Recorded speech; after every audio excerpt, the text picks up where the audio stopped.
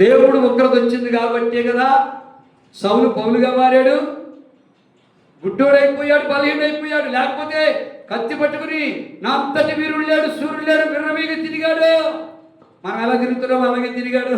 రోడ్లంట, వీధులంట, బజార్లంట, ఇంటికి నా అంతటి వాడు లేడని టింగు టింగు టింగు టింగు తిరుగుతున్నా.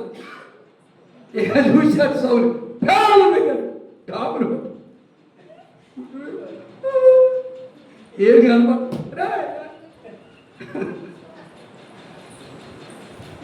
ఇప్పుడు ఆ రూములు పడేశాక 3 రోజులు ఏడ్చాడండి. ప్రభు చెప్పాడుగా, నువ్వెవడో ప్రభు అన్నాడు.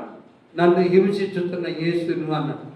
యేసు స్వరాలు విన్నటువంటి సౌలు, వెలుగును చూసిన సౌలు మనసు మార్చుకుని రూములు పడి ఏడ్చాడు. కనుకనే దేవుడు ఏం చేశాడు? మళ్ళా జాలితో ప్రేమతో ఎవరిని అననీయను పంపించాడు. అననీయ వచ్చి చేతి నుంచి ప్రార్థన చేస్తే పొరలో రాలిపోయి సూపు పొందుకున్నాడు.